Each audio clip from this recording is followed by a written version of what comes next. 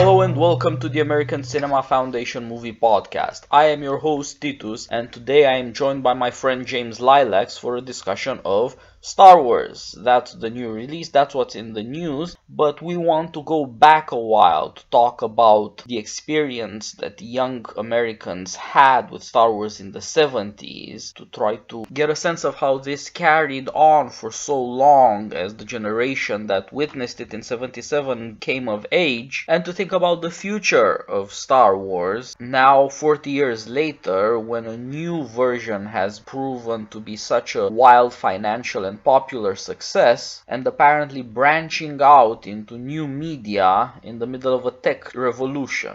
So, James, how about you tell me about Star Wars? I take it you're old enough to have seen it when it was in theaters. Are we rolling? Yes. I'm always waiting for that question. Okay, how do I feel about Star Wars? Well, yes, I was old enough, as a matter of fact. I went to see it in the theater and was impressed with the greatest movie I'd ever seen in my life. No, but close, because you have to remember, as everybody knows, back in the 70s, we had all these anti-hero movies, all of these movies with depressing endings. You know, you go to see something like Electro Glide in Blue with, where the hero is a cop who ends up dead. Shot at the end. Ta-da! Everybody leaves the theater whistling the theme music. And no, I mean, there were so many downbeat shows that when something came along that was unapologetically fun, heroic, and ended with an awards ceremony. I mean, how many shows just end with an awards ceremony? And the Wookiee got screwed, by the way. So you left that movie thinking, well, I have to see this again. And I did. I think I saw it about 8 times. I saw it in Minneapolis. I went back to Fargo. I saw it at the Fargo Theater 3 or 4 times, and then I went back to Minneapolis and saw it again all summer long. Every week we would go and see Star Wars, alone or together, and enjoy everything about it. You'd buy the soundtrack. You would buy the novelizations. You didn't buy the comic books because, like most tie-ins, they stunk. But it was incredible. We couldn't, and we debated endlessly exactly what was going to happen afterwards, as if this wasn't the most basic story ever. But we still debated. Luke has got to commit regicide, and if the Emperor is actually his father or something, he's got to commit regicide and patricide, and Well, basically we liked the pew pew pew and the swords and the hot chick and the rest of it. So yeah, we had no idea that it would be this decade-spanning cultural phenomenon that we'd still be absorbing as we headed into our Social Security age. That idea was out of the question, but here we are. That's very well put. This is one thing I still wonder about, partly because I grew up in the 90s, not the 70s, and so things were way more blasé and cynical anyway. Movies weren't that magical, cinema wasn't that attractive to people, and on the other hand, then this stuff came back, to my great surprise, and they keep making these movies, and only this way, and maybe just the success of the movie that came out a few years back, The Force Awakens, did I realize just how popular this still is, and to what extent a new generation is taking up the torch from the old generation. It is remarkable. My daughter, who's 17, is really looking forward to the next Star Wars movies. She really is. She loved the last 2 that we saw together, and she likes it. Now, as we've discussed in previous years, or in previous episodes here, we haven't been doing this that long. There's something that you bring to these characters. There's something there's the time that you saw it. There's who you were. There's the emotion that you've invested over the years that my daughter doesn't have. She comes to it with a completely new set of eyes, and she loves it possibly for the same reasons that I did. And it's better now. I mean, it's really good now when you're talking about science fiction movies.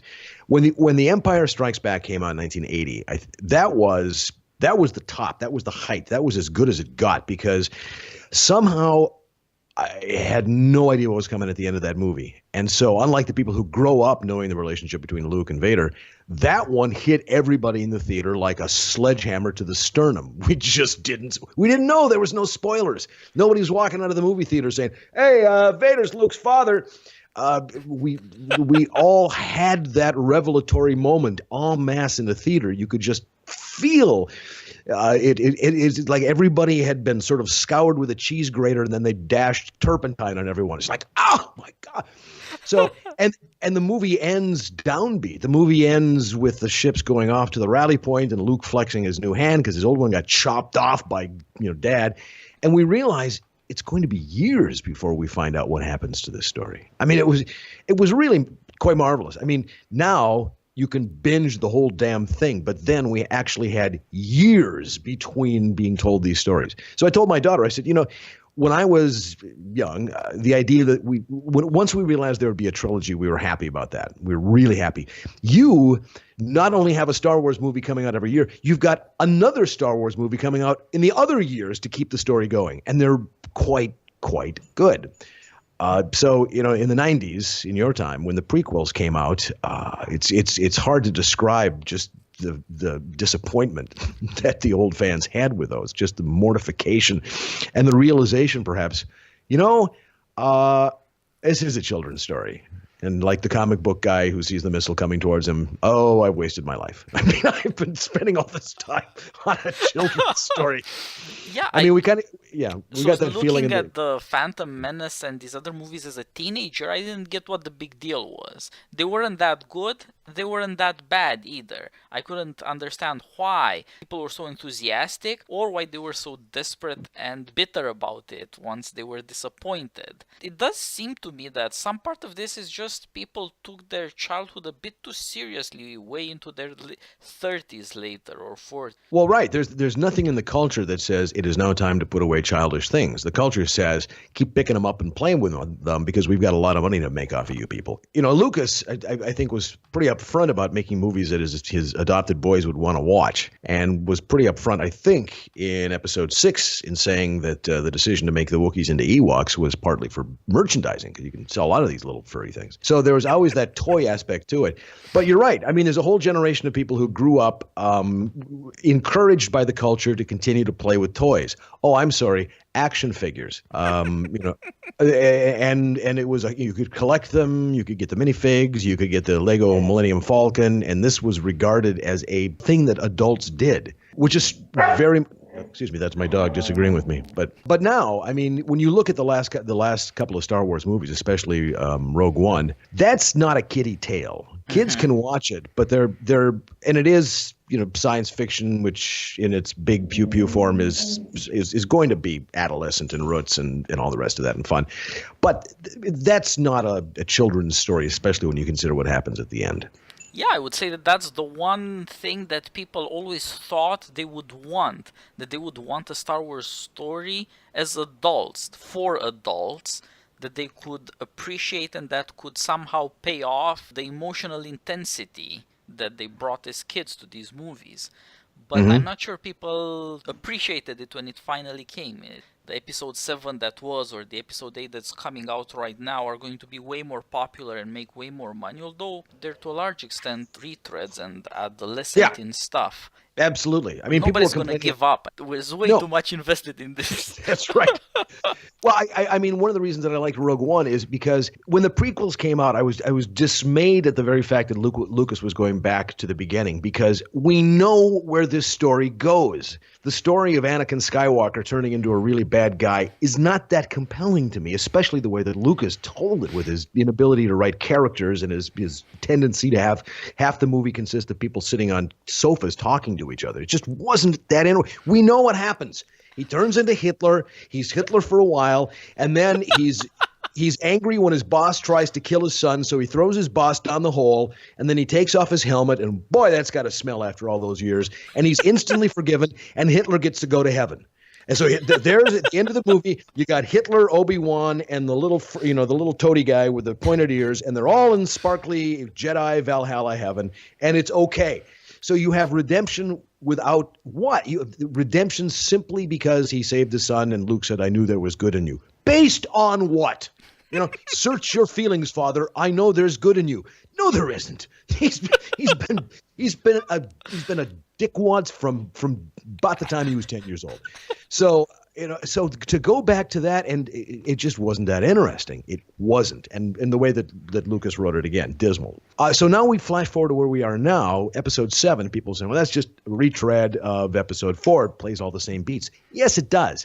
But it inhabited them in such a way that made me feel like Kirk staring out at the Genesis planet at the end of Star Trek II. I feel young again, because it had been brought back in such a great way. And it made my daughter, who'd never seen it before, take this as her own. So yeah, if they tell happy stories of the Skywalker clan, who are apparently the only family in the galaxy we're supposed to care about, and they tell a darker story every other film, that's fine with me. Yeah, I in a way made my peace with this because I thought the Rogue One story was very well told, and people who are not just looking for heartwarming are going to get what they're looking for. But on the other hand, as successful movies as blockbusters go, Star Wars have also somehow become innocuous, that they have a power to charm still, but they don't seem in any way relevant either to the culture or to the future of cinema. Well, how were they relevant? I mean, I think it was relevant at the time in '77. Yeah, because at that point, you had both the technological changes and this validation of genre as blockbuster. They took an essentially B story and the B approach to movies and made it the most successful thing in cinema that transformed Hollywood. But at the same time, Lucas's intention was to tell the story of the noble Viet Cong against the evil empire. Because Lucas, I mean, that guy is best not listened to. I mean, the only thing you need to know about Lucas is that he thought that he should direct the second trilogy from his chair. Yeah, I mean, he's on green screen. That's about the size of that guy. Right. But so when you say culturally relevant, are there deeper messages in Star Wars that we can take to heart today that say something about the culture?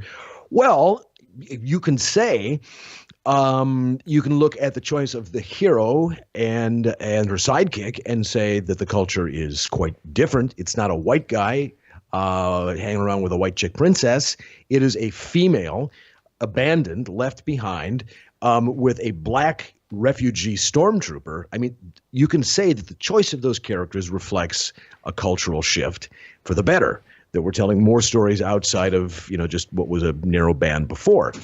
You can also say that there's in Rogue One, when you have at the end of it, every expectation you've ever seen about a Star Wars movie, or for that matter, every third act you've ever seen of an action film, tells you that robot who got blasted down in the computer room is going to climb up the stairs and shoot the bad guy. That's what's going to happen. But it doesn't happen because the robot's dead. And that's just it's a precursor to everybody dying at the end of the movie. That's different as well. So, yeah. I mean, between the two of these, the reconfiguration and the expansion of the cast and the addition of some truly dark elements, you can say that that's 2016. That's the post 9/11 moving into the teens part of the 21st century, where we're still bringing back some old stuff, mixing it with the new, and trying to figure out where we're going. You're right that things are getting darker, and that's also partly adult, but partly it's just a lot of adolescent angst, and it does make for more variety, which Star Wars badly needs. It's also a good counterweight to the fact that people do bring so much nostalgia and this new strange phenomenon. It used to be that, say, hippie boomers would tell you, man, you have to have been there. Well, now you can, right? You're going to get your own generation Star Wars and it'll be the same as the first one. Right. Or you can have, two Star Trek movies that are super similar to the first two Star Trek movies. You can get your own past. You can be your own grandfather in a strange way. Well, a part of it is remix culture, where there's nothing new, so we have to go back and microwave the seed corn, and we're not coming up with anything new. I get that. In that sense, the variety helps, and I'm all for however many black or women or whatever other cast they want to introduce, if at least the stories are worthwhile and you get some variety. Good on them. I get that this is topical, so long as it's not a substitute for something like Rogue One, fine. More the merrier. Well, a part of it is when Finn takes off his helmet and we see that he's a black stormtrooper. There's first of all, there's a chain. There's an expectation that we're not going to see that because they're faceless. They're not supposed to have faces, and to see an individual was an interesting moment. There were the people who complained that they're PCing it up there. Nobody did. 5 people pranking for the lulz. At 4chan said that nobody cared that Finn was black. But also, since we were led to believe in one of the prequels that everybody basically has Fett DNA and they were all stamped out in the clone factory, obviously something is different. Now there are individuals who, as we learn his backstory, were taken at a very early age and turned into numerical ciphers who just fight for the Empire. But somehow his conscience awoken as well as the Force elsewhere. So I mean that's a good choice. And the visual of the guy of the black face behind the white helmet, is one of those choices that just says there are smart, capable people. They're thinking these things through, everything possible to make it other than the anodyne BS it was in the prequels. But when you mention dark, you're right. Dark is an adolescent fixation because it supposedly is dark and gritty is what they tried to do to the DCU, the DC universe. And what they ended up with was nobody wants a dark Superman, do they? I don't know. Man of Steel was super popular. Even Batman v Superman, which was screwed up by the studio, even that was a big success. I just think that this is underestimated. Also, Zack Snyder shoots beautifully. He's really good at action and tragedy. There's no director, no big-name director that can do that. That's true, but I can't take Superman seriously on any level. Batman is inherently dark. We love Batman. Batman's got to be dark and gritty. But everything else, the Avengers isn't dark and gritty. The Avengers is leavened with wit. In the form of Tony Stark's endless Robert Downey Jr.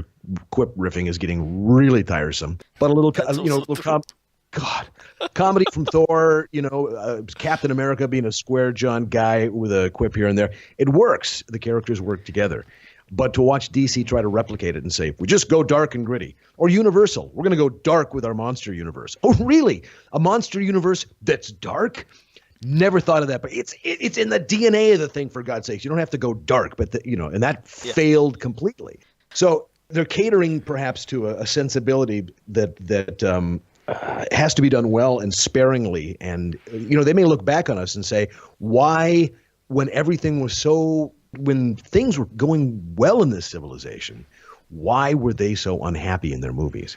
Yeah, that's a really big question, and I think it's somehow underestimated because there's no obvious reason, but there's no denying it either. And sometimes the movies are much better at capturing this than anything else. The Batman trilogy was especially good at showing how dark the mood got in post 9/11 America, and what fundamental questions could creep up again. And you can put this together with the desire for real villains. Nobody remembers any Marvel plot line because nobody remembers any of the villains. They're all worthless. But everybody remembers Batman villains. There's a bit of fear there, and for teenagers or young adults, it's real. And I think that's the best the culture has to offer by way of exploration of hopes that have been dashed and fears that things are going to get better. Yeah, and I'm trying to think of, going back to what we would take from, for example, everybody does the cliche thing is if you go to the 50s, all of the science fiction movies were fear of communism, right? That's supposedly what we're told. Fear of atomic radiation or a fear of communism. All the alien movies were fear of communism. And while that may have been true for one or two of them, after a while, the template gets made and it's successful and they keep remaking the template. It doesn't necessarily mean that everybody is saying, oh, good, here's another alien movie that reinforces my subliminal fear of the Red Menace. No, they're turning out something that tangentially had a little connection to the zeitgeist. So I think it's too much to read too much into it, but it's fair, but not over and over and over. I mean, the reason they kept making giant bug movies was not because everybody was afraid of the atomic bomb. It's because the first bug movie they made was good, made a lot of money, and they decided to stamp them out until they were doing, they did crickets, they did ants, they did spiders, and eventually, they never did centipedes, which would have been utterly horrifying. But that's because I think Harryhausen was unable to get enough people to move 100 legs on a little model before they advanced to another. That would be a marvel of choreography, if nothing else. Yes.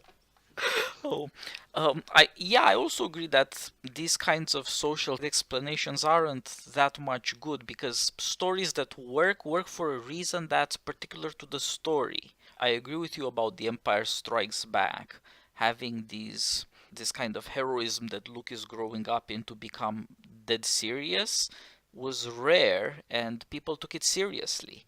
But if you try to do that all day, every day, it wouldn't work. Right. Having new Star Wars trilogies, they don't really have trilogies of stories to tell. They're just going to be a new franchise. They're turning Well, movies into a kind of sensational TV show. we'll see. I mean, we'll see what happens to Rey in the next one because, I mean, in the second one in Empire Strikes Back, Luke screws up. He screws up. He goes to training. He's impatient. He leaves training, and then he goes unprepared to fight the worst guy in the universe and gets his ass handed to him. So that's what happens to him. And now in the third one, where he becomes, Zen Luke and he's all serious and controlled, somehow I never bought that. But we'll see if that happens to Rey. But the second one, here's what I love. I would go on these rants about the Empire's preposterous military strategy at the beginning of The Empire Strikes Back. Because in order to take out this shield generator, they drop these incredibly top-heavy machineries on an ice sheet and have them walk slowly toward the thing they want to destroy. I mean, I understand the whole terror element, but it's like, hey, tell you what, we're in orbit. Let's just bomb the hell out of it. Let's just aerial bombardment from here with all the weapons we got and see if that works. Then somebody says, no, I don't think, no. Let's put some top-heavy elephants that will walk very slowly. And they'll have 4 guns at the top at their heads, which are easy to identify, and they'll shoot pew, pew, pew, and the rest of it. But people would send me to these websites that described in incredible detail the strategy, the ideas, why the walkers were brilliant, why the AT-ATs were because Lucas would give us a 2-hour movie, and people would expand behind it so much. They would build so much into what he'd done because there was so much that was left unexplained. Now, do you think that Star Wars is leaving a sufficiently large space for people to rush into and make up their own? Because the old expanded universe became poof. It's no longer canon. Now, they're giving us more, but the ability for people in the audience to go and create more stories around this seems constricted because it's a property now. It's an intellectual property.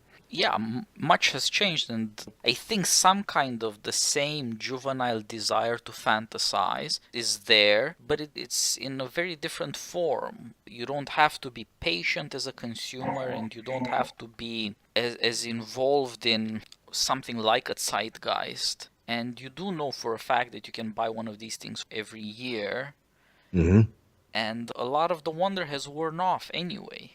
Can't go back to 77 or 1980. The culture has accumulated stuff in between. Each generation is new, but the culture is not new in each generation. Much is taken for granted, and kids grow up with different expectations. So I don't see a birth of Star Wars fan fiction or some kind of massive footprint on the culture. It feels like it's just going to be another product. It's guaranteed to be successful, but will people love it really more than they think they'll love the next funny stuff in a Marvel movie? I wouldn't bet. It seems like the more you've got, the more you devalue it. That's true. If they expand the story into, the expanded universe, which was canon for a while until it wasn't, just had all kinds of stuff happening to the galaxy. Now it's gone. And whether or not they bring some of these ideas back and branch them out into other media is interesting. We'll get the movie, the happy franchise movie, and then we'll get the darker in-between movie.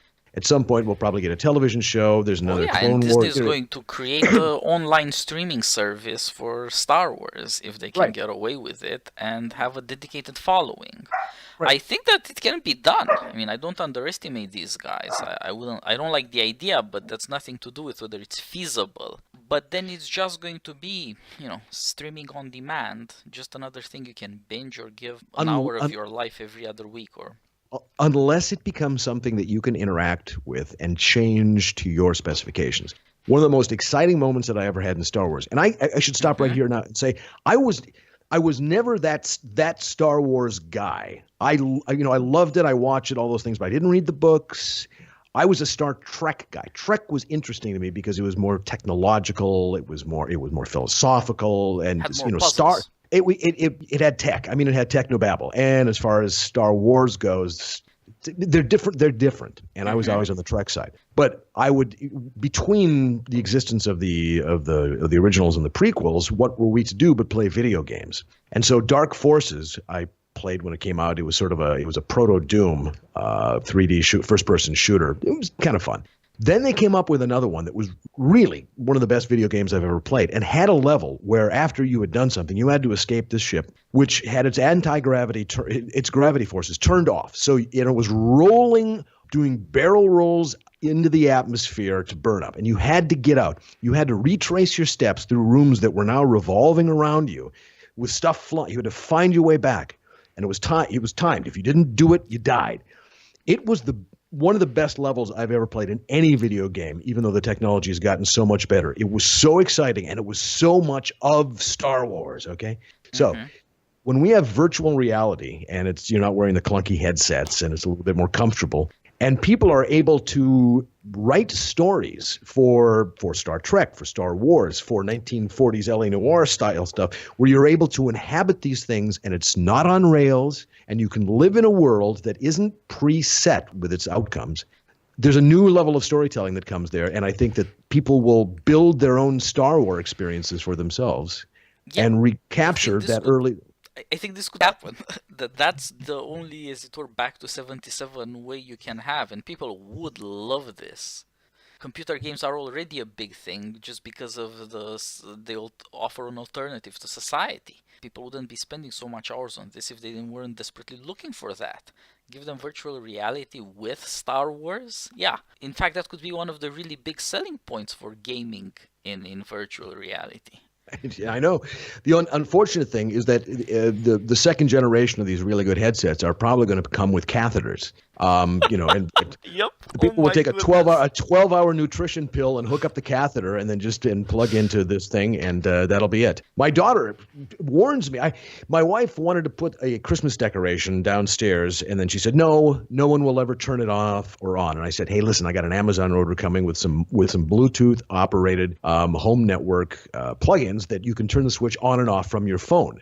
So I can just turn on that thing downstairs when I come home. I can set up an automatic routine where it'll just happen. And daughter says, my daughter's on her phone all the time, on her computer all the time, says, no, this is not where we need to go in society. It's important to stand up, go downstairs, and flip a switch rather than push a button. Wow. Yeah, and I'm telling her, okay, all right, how about this? We won't flip a switch. We'll have the bare wires hanging out of the wall so I can touch them together, because that's even more real than flipping a switch. And we get into this argument all the time. But there will always be people who will want to dive into that world and lose themselves in it, and the people who, will realize the importance of going outside. Like me, because I have to go outside, because my dog wants to go out.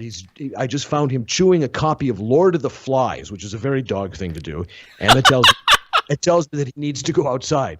So I'll leave you with this. It took about 6 times of watching Star Wars, the first time, and having that wonderful splash, that the John Williams Blair crash on the screen, which to this day gives me a thrill. After a while, I began to realize that the phrase a long time ago in a galaxy far, far away meant that everybody I'm watching is dead. They've been dead for a long time, whereas Star Trek, all of that was yet to come. And that maybe is one of the difference why I preferred one over the other. Thank you for letting me talk all over again. Thanks for joining me again, James, and let's do this again next time. Absolutely. See you next week. All the best. Bye-bye.